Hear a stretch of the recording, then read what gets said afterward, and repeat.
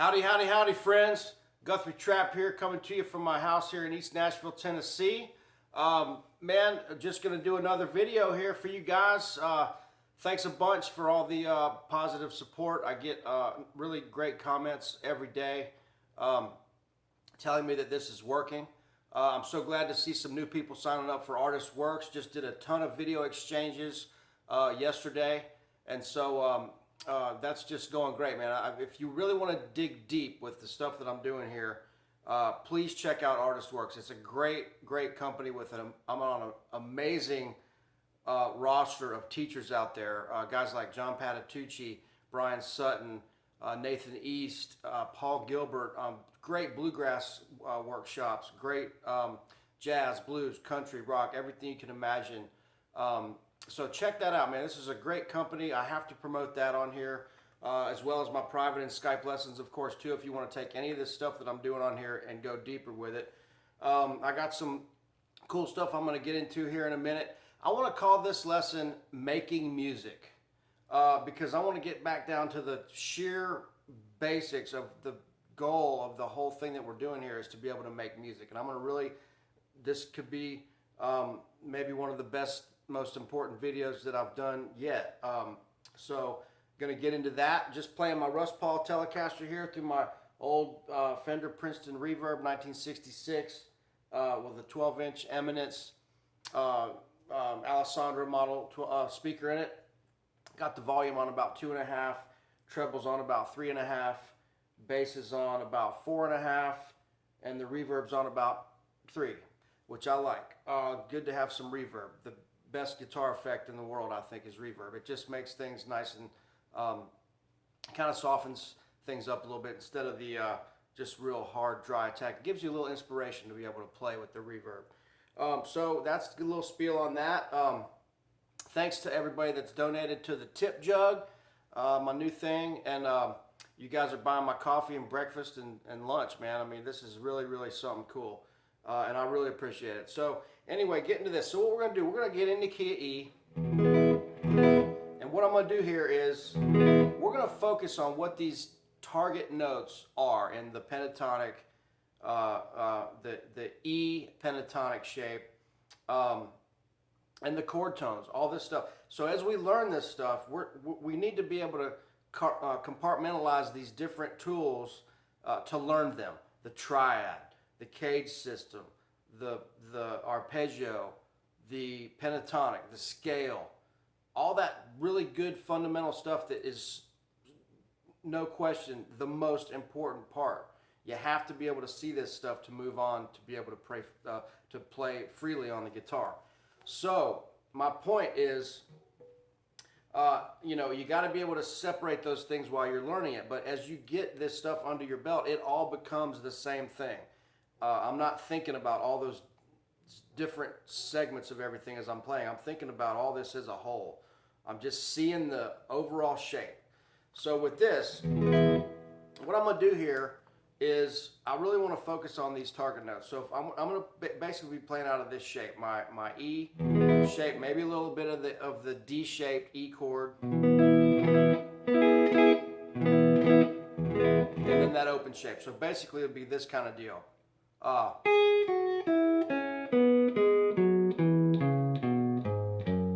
Basically that major pentatonic area.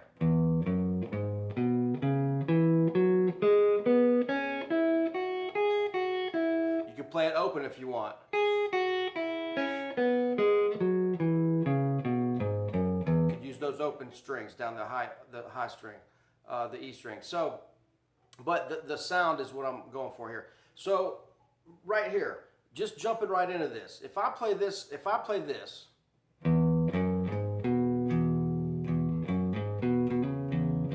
I really want to get that E tonality in my head, right? So when I do this, so that note kind of leaves me hanging there. It's a note in the pentatonic, but it's not a target note. So I want you to really listen to this and use your ear as to what these target notes do. So once again, I'm just going to take this note by note going on into this shape. So once again,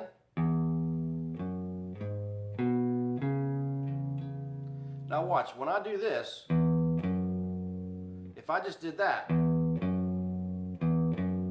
I'm waiting to hear that 3, because that's one of the chord tones. But I'm not just going to stop there. I'm going to keep going.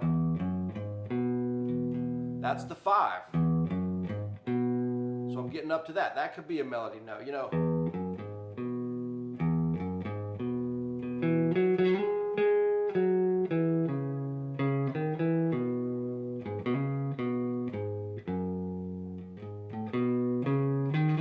The Tennessee Waltz. That's a melody. So I just threw that in there. But that note, you know, when I hit the 2, that just leaves you kind of hanging. So targeting the 3, the 5, there's the 6, but that's not a target note. So that's leading you to the target note. So that's what melody is. It's leading us to another note that is pleasing to our ear. It's that resolve, right? So that next note up to the octave 1. So again, that is just getting us from low E to that next E, right? Okay, so when we get there, there's that 2 again, just hanging there, right? So where are we going? We're heading to the 3.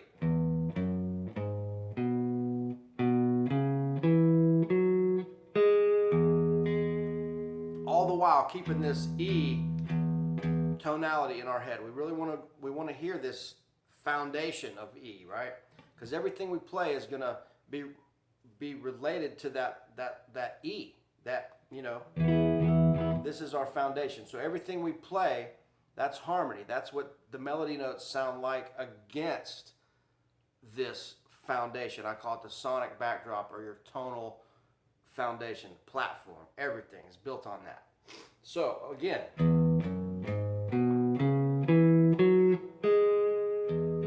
you know, I love this melody because it goes right to that 3rd, right? So from the 3,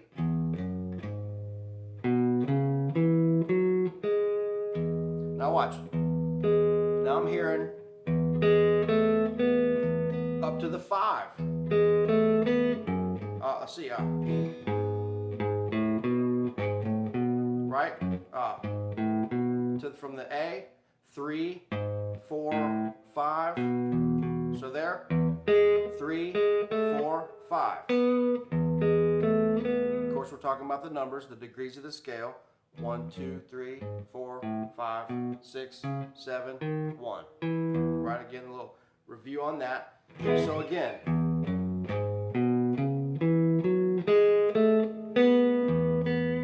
I can play that whole lick with that 5 being my target melody note. Or if you want to put the A in there, that gets in more to the major scale and out of the pentatonic. I'm just kind of sticking to the pentatonic.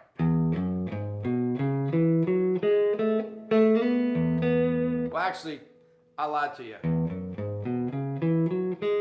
As soon as I hit that 4, I broke out of the pentatonic, but I'm using a scale note. But we're talking about melody here, so I'm kind of just throwing that in. So,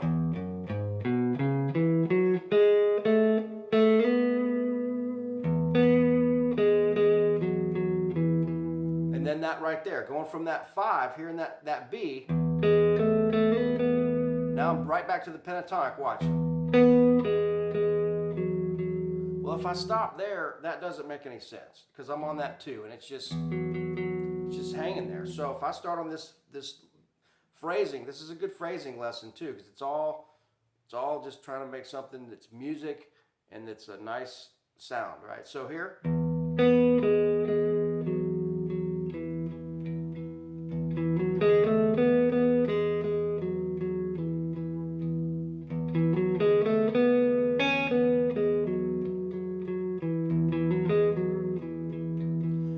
can use that 2 as a real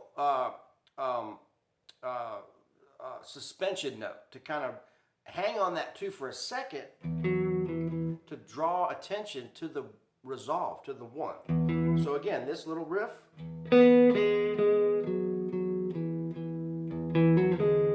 So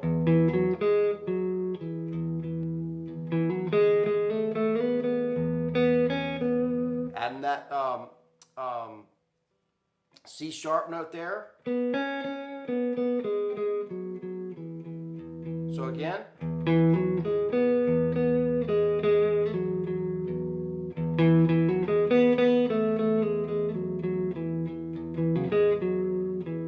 So that. Put that 4 in there too, watch.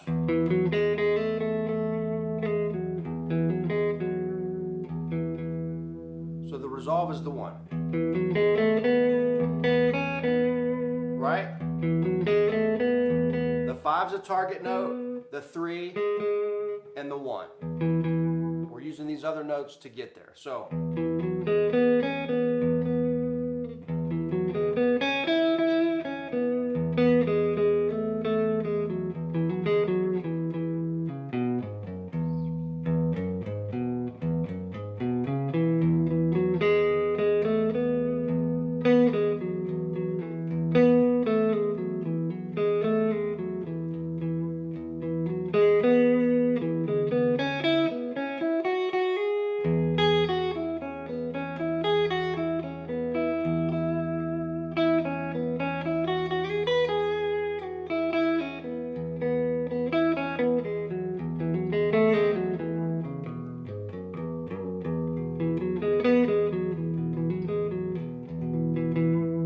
down to the bottom part here, sorry, the top part, the high strings.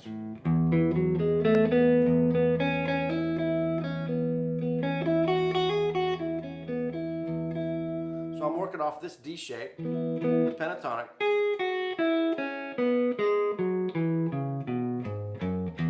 So the only thing I changed was I added the A on the G string.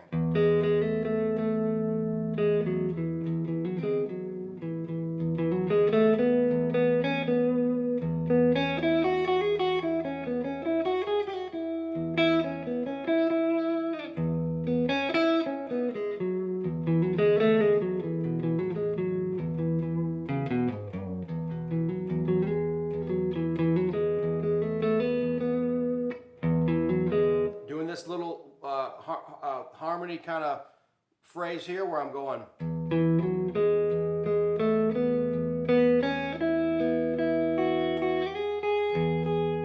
Right, so that little riff. You can start on the, let's do this. Start on the 5. I'm going to go 5 to the 1, or 5 to the 6 to the 1, but I'm walking towards the 1. And then that's going to get to our target note. Then this is going to get to our next target note. And then this to our next target note. So I'm going from the 1 to the 3 to the 5.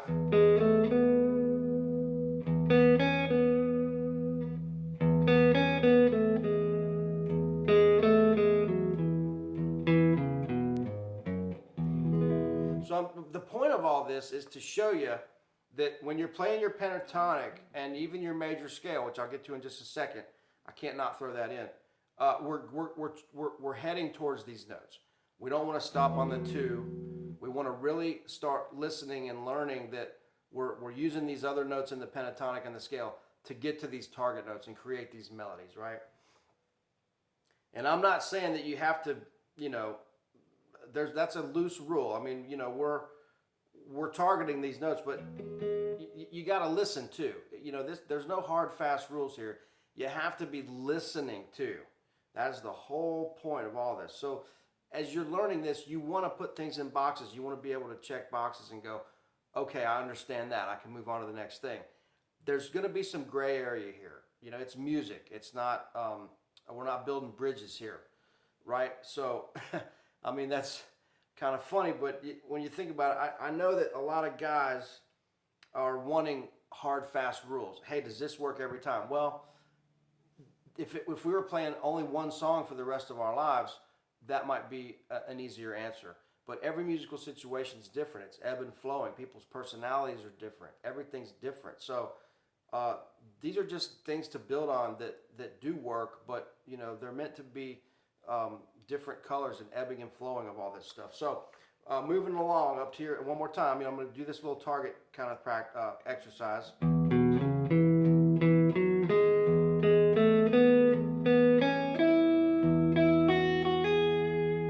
Right, we're just in E major.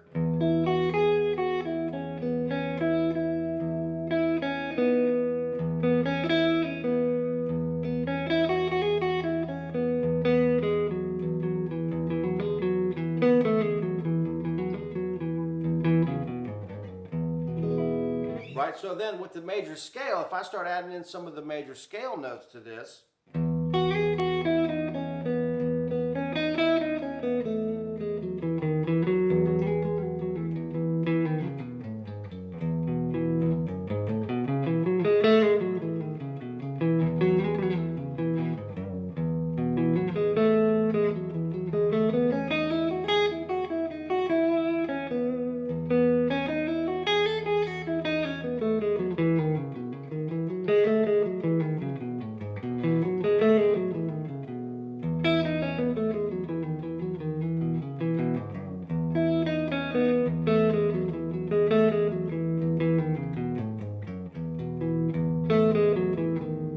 you're not going to end on that note, even though it's in the scale. I'm noodling around here a lot to try to find a good example.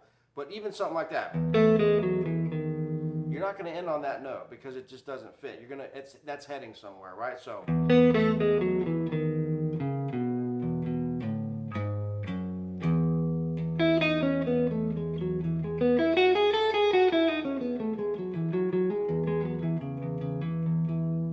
you're gonna be using that 3 and that 1 and that 5. Those are going to be your target notes. I think I've maybe even over-explained that a little bit, but that's kind of the idea. So I hope you get something out of that. This is going to be a quick little Monday evening video here.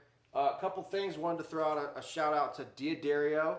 My good friends at Diodario. We love those guys. We love their strings and their picks. I'm using their picks. This is actually I can tell you a little more technical now. It's a 0.70 millimeter, I'm assuming that means, classic Diodario USA white, nice medium pick there, right? Okay, so that's cool. Here is this is what I've been using for ever since these guys came out with this. 10 through 46 Diodario New York XLs. Great strings right here. A couple other things. Back to giving y'all some great record recommendations. This is one of my favorites, and you guys probably already know it. Donny Hathaway Live. Unbelievable. I mean, just fantastic. You gotta check that out at some point. Donny Hathaway Live. Here's a wild card. Hard record to find these days. I listened to this with my family when I was younger, growing up. My uncle and all his friends really loved this record. Willis Allen Ramsey, and it's self-titled. He never made another record. There's some really, really cool songs on this classic old record. Really getting hard to find. I had to actually spend some money on this one, but that's a great record. Another one of my favorites here. If you don't like jazz, but you want to check out some cool jazz, this is a really good record to listen to. This is Wynton Kelly Trio, Wes Montgomery, Smoking at the Half Note. Great record. Really, really, really, really beautiful guitar playing on here. Check this out. All jazz doesn't have to be crazy. There's some really nice swinging, almost bluesy jazz stuff that we really like, right? So that's some cool stuff. Here is another one of my all-time favorites. I think this record was only $8. This is Ry Cooder's Get Rhythm. And one of my favorite tracks on here is an intro that he does on here called I Can Tell by the Way You Smell. Another one's All Shook Up, Get Rhythm. Man, there's some killer songs on this record, every single one. One of my other favorites, when I just want to chill out, and really enjoy some music, and just really this thing puts me in a almost a meditative state. This is Van Morrison Common One. This was a $12 find.